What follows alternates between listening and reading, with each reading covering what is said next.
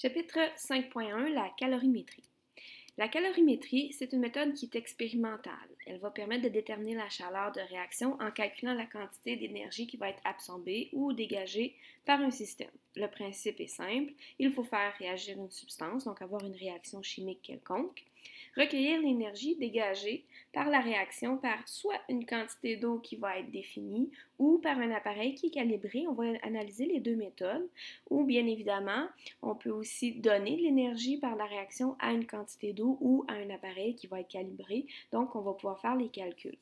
Une fois qu'on a mesuré cette chaleur-là qui va être gagnée ou perdue par l'eau ou par l'appareil, on va pouvoir calculer la variation d'enthalpie de la réaction qui va être l'équivalent de l'inverse de la chaleur qui va être donnée ou absorbée par le système.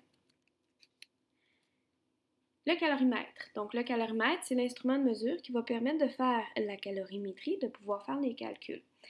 Quand les réactions sont dans un système aqueux, on va faire la réaction directement dans l'eau du calorimètre. Pour les réactions qui sont donc aqueuses, le volume de liquide total va correspondre au volume d'eau pour les calculs stoichiométriques. Donc, si je fais réagir 10 ml d'HCl avec 10 ml de NaOH, je vais avoir un volume total de 20 ml de solution. Ces 20 ml-là ont comme solvant, ils sont faits presque à 100% d'eau. Donc, on va considérer que le volume d'eau pour nos calculs, c'est de 20 ml. Quand les réactions ne sont pas aqueuses, on peut utiliser ce qu'on appelle une bombe calorimétrique. C'est un petit récipient qui n'est pas isolé, qui va permettre de transmettre l'énergie en jeu de la réaction à l'eau qui va entourer